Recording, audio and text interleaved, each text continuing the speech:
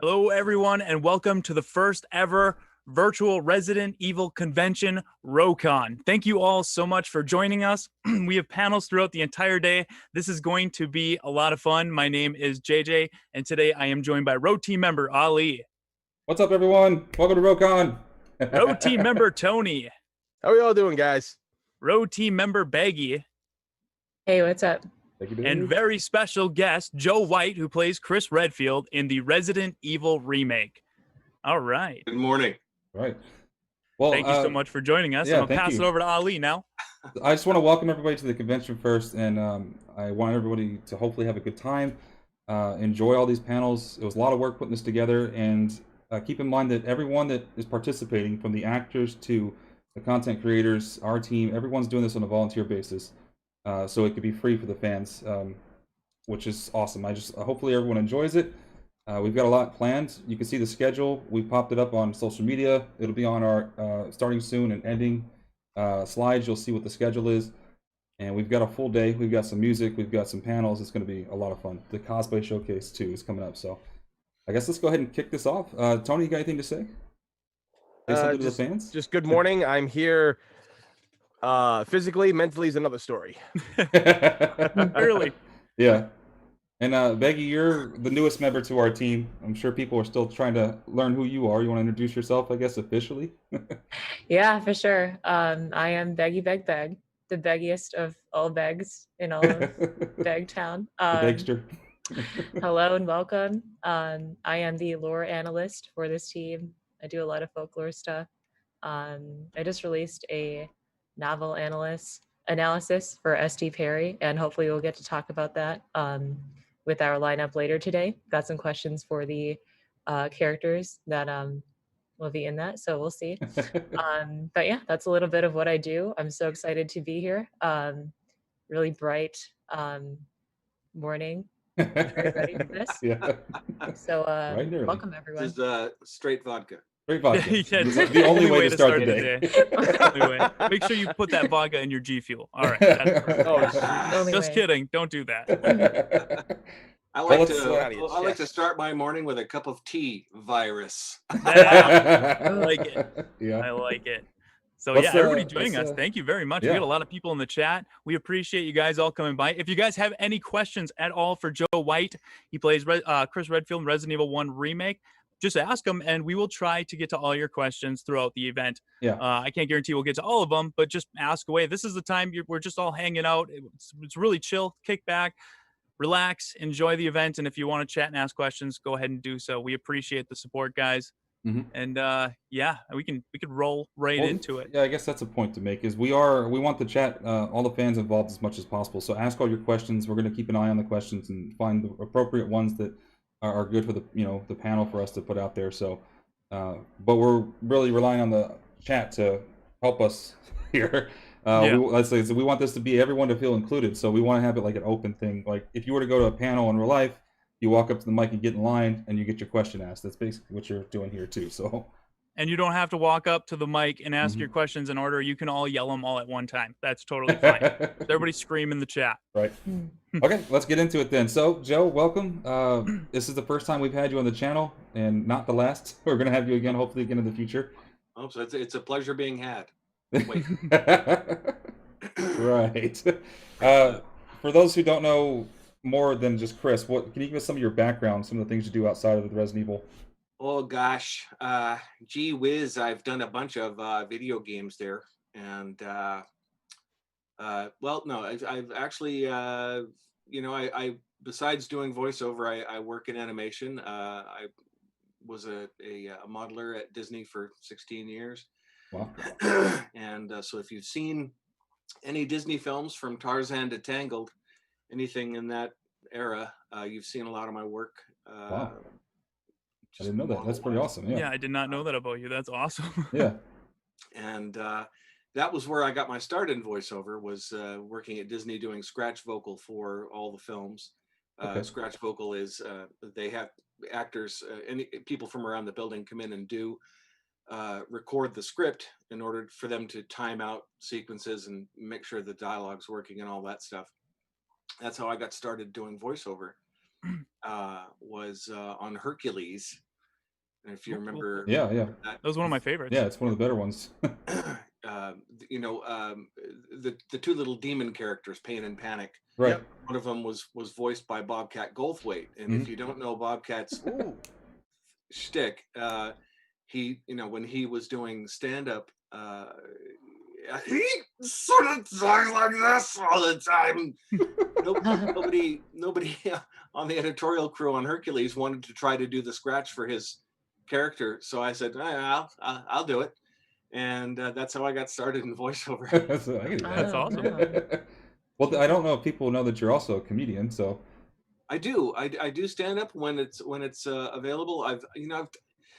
This whole pandemic thing has been so strange. I've done a couple of virtual stand-up things, you know, where you did on Zoom, and it's just not the same. I mean, for me, the joy of doing stand-up is the interfacing with the audience and playing with them. Right. Because I'm an old improv guy. You know, I did improv for years and lots of improv shows, so I really enjoy interacting with the audience. Right, that feedback. It's just, you know, the Zoom thing is fine. It gives you a chance to work on your material, but you don't get that visceral. Right. Yeah. You know. Totally get that. Right. It's not something like what we're doing where it's a panel and you're just talking, having a conversation. As a comedian, you need that feedback to get your really flow do. going, to get that feeling like, okay, these jokes are landing. You know, Right. And it's the eye contact. You know, it's looking at the person in the audience and making a connection with them and having a joke back and forth. Yeah. It's so hard to do on Zoom. You know? Right. I saw a question here. It looks like they were asking, how did you get your start in voice acting? Well, I think I just answered that one. Yeah, with Hercules, yeah. But leading up to that, I mean, I've been an actor on the fringes of the acting world since college, really. So early '80s, and so I came to the mic kind of prepared to do that. I had gone through training and was still training at the time, and fortunately I got that opportunity at Disney to step up to the mic, and it just really found something that was so satisfying. Doing voiceover was a revelation to me because it's so freeing. You can do stuff as a voice actor that you would never be cast to do live action. You know, the range of characters that you can do with your voice is only limited to how versatile your voice is. Right. Yeah. Which is the brilliant thing about people like Mel Blanc or Rob Paulson, or people just who have a huge range of ability with their voice. You get to do so much more stuff. Right. So finding that, and oh, how nice. He's ready to suit up. Yeah. Excuse me. When I started at Disney, I was very active in the improv world. I was doing a show here in LA called Comedy Sports. I was also doing some musical improv with the Impromptones and the Newtonics, featuring Jeff Davis from Whose Line Is It Anyway?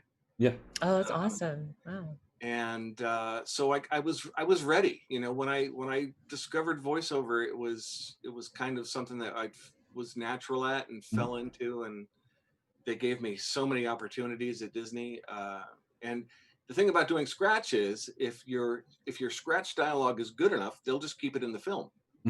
Yeah. Which it happened to me in Emperor's New Groove. I have 8 different characters. Oh wow. Nice. Another great movie. Oh yeah, I was reading that you're the royal record keeper, but what other roles were there for your voices? Oh, so in in Emperor's New Groove, I'm the guard that says, "I'm sorry, but you've thrown off the Emperor's Groove." You got the trademark. I'm also the guard that says, "I've been turned into a cow. Can I go home?" That's a great movie. There's a guy at the end that says, "For the last time, we did not order a giant trampoline." That's another one. And then there's a couple more scattered throughout there. Well, how did you get into the Resident Evil side of it? Yeah. Well, through an unmarked back door. I got the part of Chris Redfield because my wife was the office manager at Sound Deluxe, which was a company in Hollywood. It's since closed down, but it was where they were doing the recording for Resident Evil, for the remake. And I was visiting her one day, and the casting person was there, and was a friend of ours, and she said, "Hey, we're trying to match this guy's voice, you know, the original gentleman that played Chris Redfield in the original Resident Evil. They were trying to find someone to match his voice for the remake."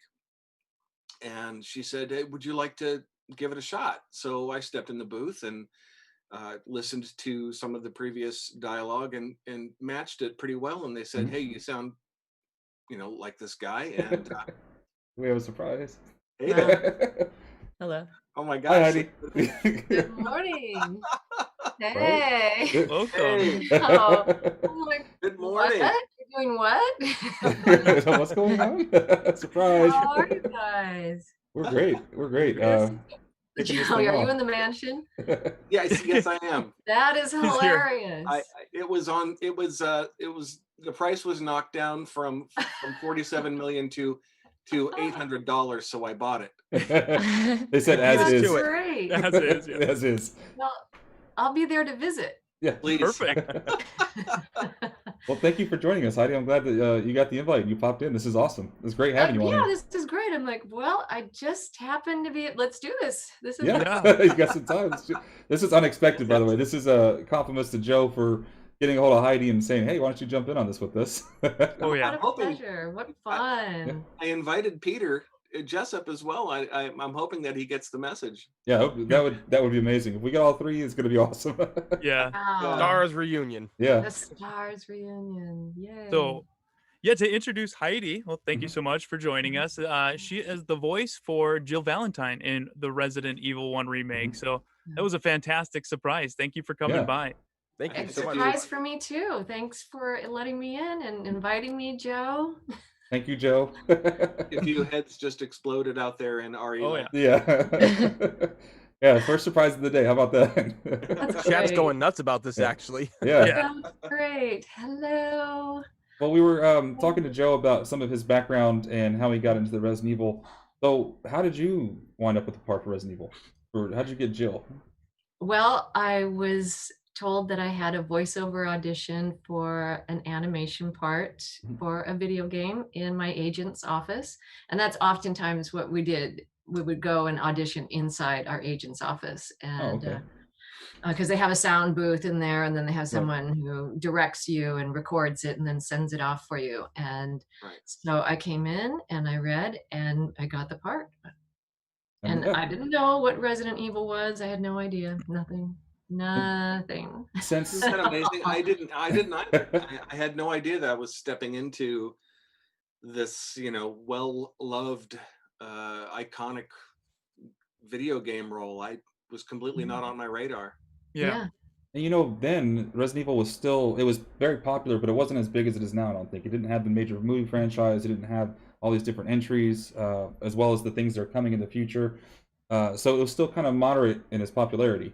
But since then, how has that impacted both of you over the time, watching the love for your characters and how much love the fan base has for you two as the performers?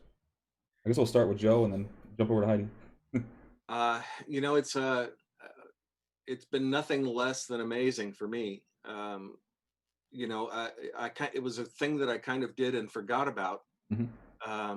It did get me into gaming after I did the part, and you know, I had to hear it. So I went out and bought a GameCube and got the game and started playing, and really came to love being a gamer. And you know, after that, I got heavily addicted to World of Warcraft, and and I still play Warcraft. Look for Steel Horse on the Paranold server. That's there me. You go. There you go. All you Warcraftians. Send a friend request. And you know, it's phenomenal. I don't think that anything like this has ever existed before. The possibility of creating these online communities. Of course, we didn't have that before the internet, and I think it's allowed people a place to have a forum to talk about the things that they love so much. And if you have ever been in any of the Resident Evil forums, you'll see how passionate people are about these games. You know, people tell me, "Oh God, you know, Chris Redfield was my hero growing up," and that to me is the best feeling of all, is knowing that I've made an impact on someone's life, hopefully in a positive way. You know, that's the best thing about this. Right. You know what I found is interesting is people love certain, like they love the character throughout the series, but they also love certain performances for those characters.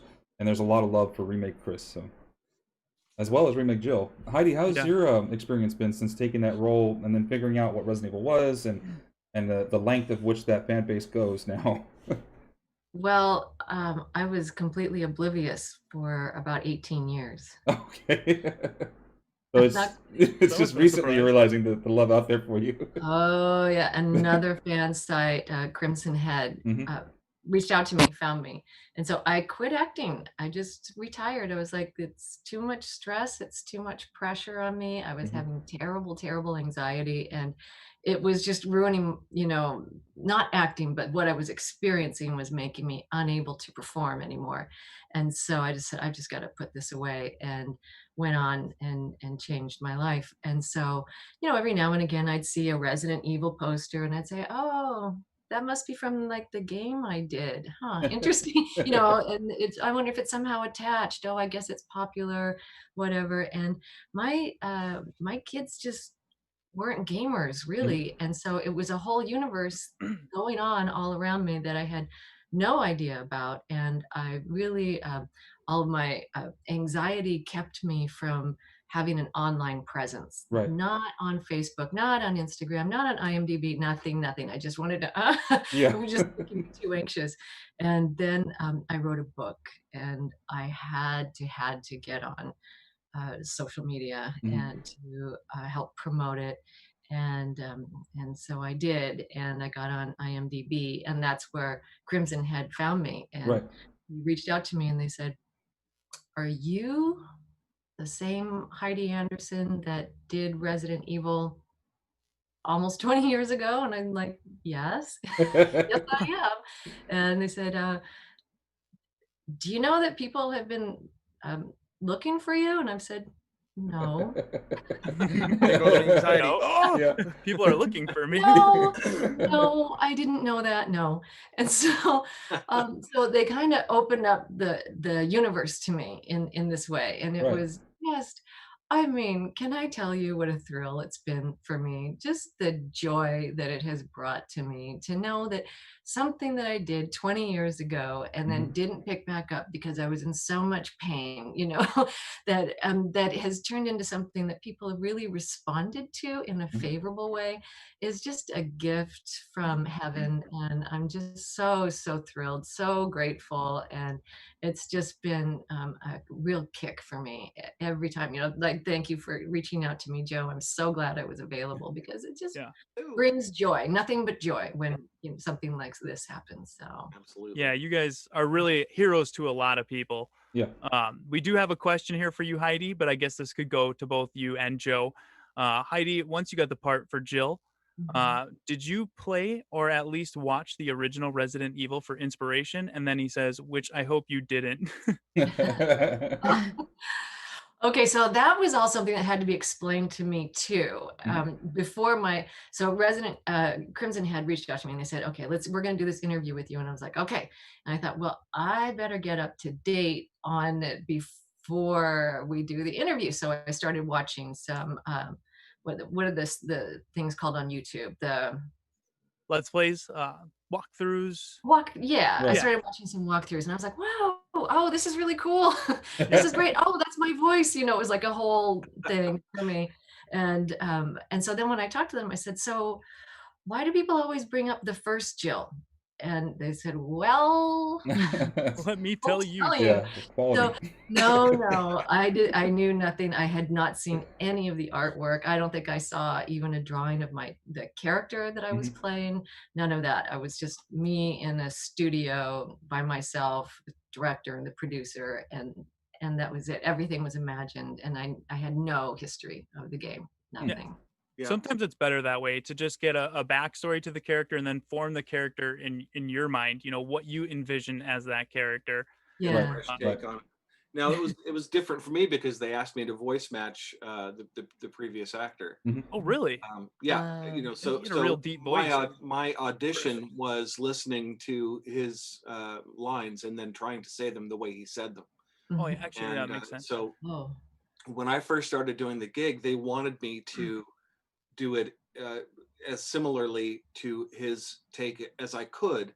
And then after a while, they said, we kind of like what you're doing naturally better. So stop trying to voice match him and just do your own thing. And so for about half the game is me trying to sound like the previous voice actor. Oh, okay. Wow. All right. Okay. Yeah.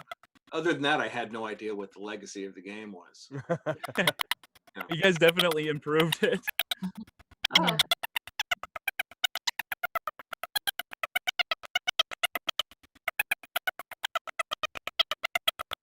Yeah.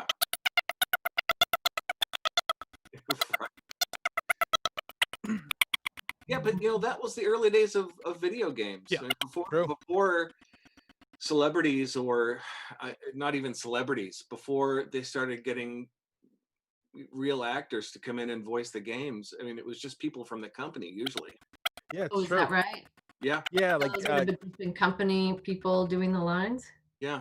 Oh. Yeah, there's a lot of games out there that did that. Like Capcom, I guess kind of did that with like the Mega Man X4 back in the day. I think that came out in like 1997, 98. This is kind of like pre Metal Gear Solid, because like when Metal Gear Solid came out back in the day, that acting in that was unlike anything anybody had ever seen. So like future like games like took from that, which is why like when you get later games, like later Resident Evil games, you see a huge difference from like 1996 and 1997. And like 2001, 2002, when you guys came into it, it's like a whole different ball game with you guys coming in. Right. Yeah.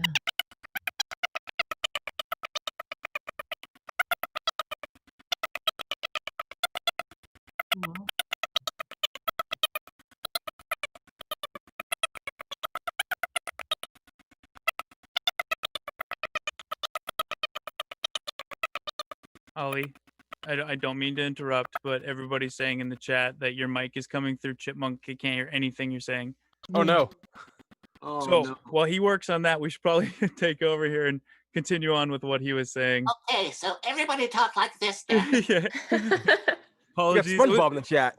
It's coming through fine for us, but unfortunately, it's for the audience here. It was coming through. So thank you guys for letting us know about it. And again, if you guys have any questions at all for Joe or Heidi, feel free to ask. I can't promise we'll get to all of them, but we will definitely try. I was going to ask one for Joe. So in terms of playing the back and forth scenes with Chris and Richard, how did you go about that? Like the times when like the Neptune Shark Tank, like how did that go down? Well, they record the lines separately. So you do, you have when you're in the booth, you have a piece of paper. Usually it's like a table, like an Excel spreadsheet that has all of your lines and the sequence numbers and all that stuff for them.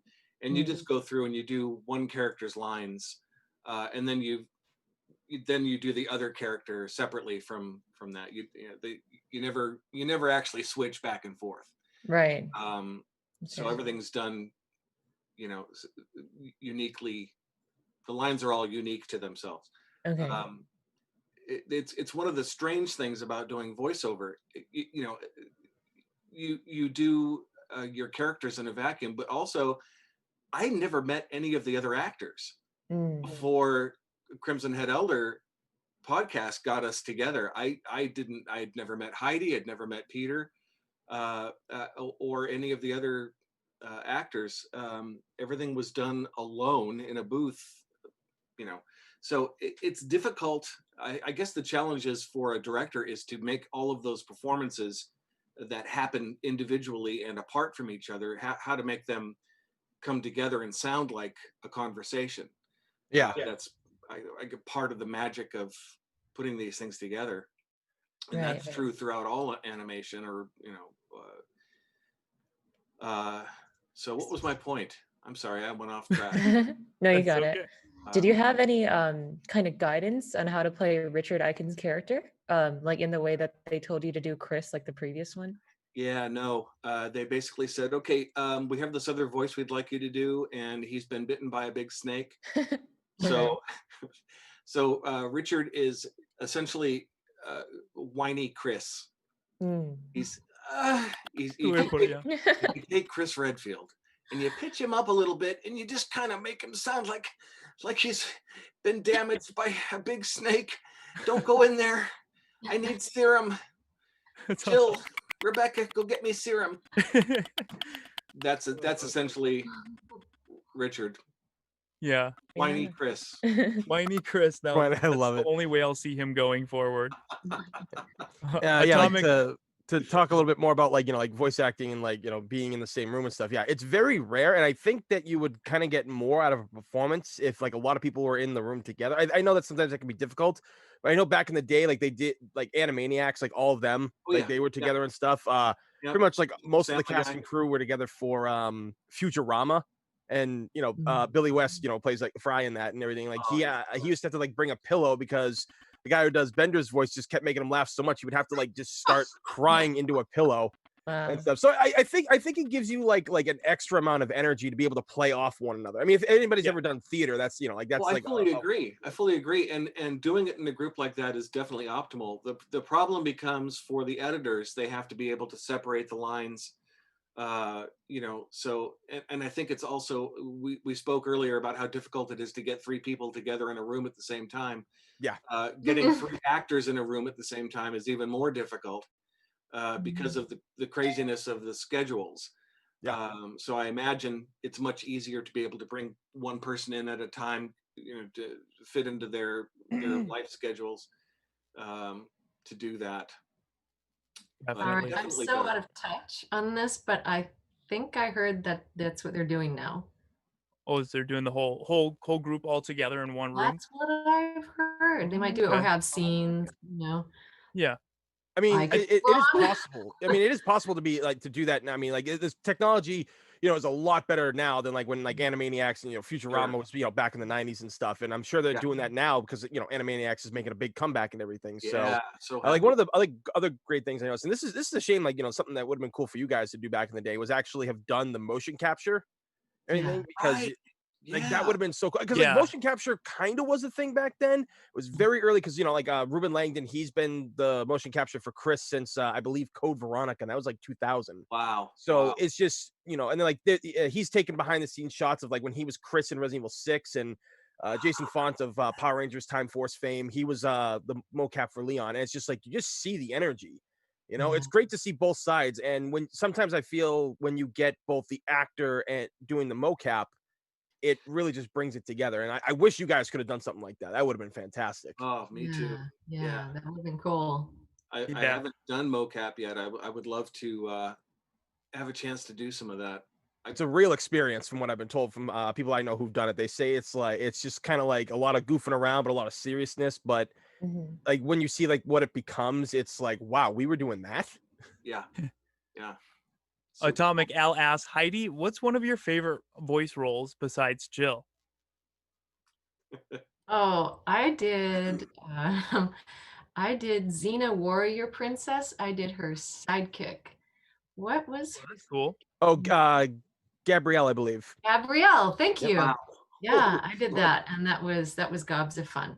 And so she's probably more like me in my real life than Jill Valentine ever was, because Jill Valentine has it way more together than I do. Yeah. She's way tougher. She's way organized. People say, Jill, go do this. And she's like, yeah. And she goes and does it. I'm more like Gabrielle, where it's like, what? You want me to do what? So I loved her. That was a lot of fun. I'm cool. definitely more of a Richard than a Chris as well in my life. Everything hurts. Yes. Everything hurts. I need more serum. Terrible demons. So, what was one of your favorites, Joe, besides Chris and Richard? Oh, gosh. Those were really fun. I really, the most fun I've had in voiceover, I think, has been voicing for the stuff at Disney. Okay. The characters that, just because that place was home for me. I'm getting a lot of weird under bounce light here. It looks like I'm. It's creepy. Ooh, yeah, because get that the sun is underlight. coming through this Adds window. to the horror. Yeah. Spooky month. Yeah, it was when I was at Disney. It was very much a familial feeling. We were all making movies together, and so dropping in and doing scratch, and then having that scratch become part of the film was just so much fun. We had so much fun doing all of those voices and so much laughter. I think that was my favorite time. Those are cool. Those are definitely other cool projects you guys worked on. You guys got a really long history of fun projects. Michael here, he doesn't have a question, but he just wanted to say, Joe and Heidi, you made my childhood even better than I remember. All the memories suddenly hit me like a tyrant. Thank you. Yeah. Like a tyrant. Yeah. Daddy, is that you? No. So, Ollie, did you get are you good to go now? Okay. Okay, sounds good. Oh yeah. Okay, I had another question for Joe. You said that like playing Remake and seeing your work as Chris's voice in Remake kind of sparked your interest in other games. Did that particularly make you want to play more scary type of games, or mostly like MMOs like World of Warcraft? Or the survival horror genre, I think, is my favorite. I love all things zombie, and I love zombie movies, but I especially like funny zombie movies. So what's the Simon Pegg film? Shaun of the Dead. Shaun of the Dead. Oh my God, that's just hysterical. Love that movie so much. So it really kind of brought me into that whole world. I wasn't a big horror fan before that, but I became one. Nice. Awesome. Well, if you like funny like horror and stuff like that, have you played the first Dead Rising yet? No. Oh my God! If you've got like a PC that can handle it, or like PS4, go for it, because it's like, oh, Capcom's making it. Like, this is like back in like 2006 when people found this out. They're like, oh, they're making another horror game. It's zombies. It's gonna be great. And then everybody plays it, and you're a photojournalist named Frank West trapped in a mall full of zombies. So we know where that's taken inspiration from. But it ain't scary because it's just crazy, funny stuff that happens. Like how he uses like moves from Street Fighter to take out zombies. Like when zombies start getting destroyed, he takes pictures of it, and it's such a fun game. His lines, his one-liners are amazing. Like one of his best ones that he's known for is just when they're like, do you know how to use a gun? He's like, hey, I've covered wars, And he's just this average Joe. Like Capcom has these like great characters, like like Chris Redfield, Jill Valentine, Mega Man X, all these characters, and then there's plain ordinary Frank West, who fits so well. What's the name called again? Dead Rising. Dead Rising. Yeah, he's fantastic. There's a bunch of them too. There's Dead Rising, Dead Rising 2, Dead Rising 2 Off the Record, which stars Frank West. Dead Rising 2 is kind of a what if scenario. Because in 2, Frank West doesn't come back. It's a new character, and he's pretty much the David Caruso of video games. He actually has like David Caruso one-liners from like CSI Miami, just no sunglasses. Oh, right. He's always doing this. Yep. It's like, well, I guess we've found our man. We've found No. Yeah, I know. Seriously, play Dead Rising. You're just gonna have so much fun with it. And like in 2, you get to make your own weapons. So you get like an ore like that used for things, but you can attach chainsaws to them. Excellent. So wow. It's just crazy. Like the people that go nuts are just funny. Like you love funny and horror. That's the game for you, dude. Awesome. Okay, I'll check it out. No, Delta Frost actually asked an interesting question because since they've remade Resident Evil 2 and 3, there's been a lot of talks of a lot of fans saying there may be a potential Resident Evil 1 remake again. So Delta Frost asked, Joe and Heidi, if given the chance, would you reprise your role as Chris and Jill? I would, I in a think, heartbeat. Yeah. well, my instinct is, of course, and then I would follow that up with, I hope it's a union job. I hear that. Yeah. Right. Yeah. And that puzzles me because it just puzzles me on so many different levels. So, that would be my reply. What about you, Joe? Oh, I would do it in a heartbeat. And if it wasn't a union gig, I would be very disappointed. Yeah. I think if they did it now, it would be a union job just because Yeah. it's high level enough now. Oh yeah. So yeah. Oh yeah, I would love to step into Chris's shoes again. That would be an honor. I mean, Yeah. especially knowing about this whole community out there and how you all feel about the games, to be asked to do it would be a massive, huge honor. Absolutely. And I that's something that I had no idea about, but now that I do, it's like, whoa, yeah. So that's cool that you guys would, but I personally don't think that the Resident Evil 1 remake needs another remake. In my opinion, Resident Evil 1 remake is remake perfection. It's the best made Resident Evil game, in my opinion. You guys killed it on your performances, the story, and all the improvements from the original game. Yeah, I would prefer them not touch it again and just let it go as is. It does not need to be remade again. Yeah. What do you think on that, Heidi? Can't improve on perfection. Yeah. Well, I have to say, it's the only game that I've seen in the franchise. And no, I saw parts of the first one, and I'm very impressed with the artwork and the music, especially. I mean, the mood in that is just plush and rich and immersive, and I was really, really drawn into it. So I understand why people want to go back again and again to it. But I can't compare it to anything else. But my reaction was really, oh, I like how this feels. Yeah. Yeah. I've been playing a lot of Last of Us the past couple of months. Last of Us 2, phenomenal, and it's that same reasoning behind it. I love being in that world. It's and it's a horrific world. I mean, the murder and the monsters and it's a crazy situation, but I really enjoy living in that space while I'm playing it. Something really satisfying about it. Yeah, it's just like what games can do these days is just amazing. The immersion from 20 years ago, even like 10 years ago, with how like games were and stuff like that. When you look at something like Resident Evil 5, and then compared to like what comes out now, it's like, oh my god, like it's just like we thought this was like, how is this gonna get any better? And then it keeps happening. For sure. But we're actually getting a little low on time here, so we'll have to be closing this out right now. But we just want to say, Joe and Heidi, it was a surprise that you came, Heidi. Thank you, Joe. Yes, Joe and Heidi, thank you guys so much for joining us. I can't believe I caught that message, and so I'm so glad you did. Perfect timing. Joe, thank you everybody for including me. What a thrill.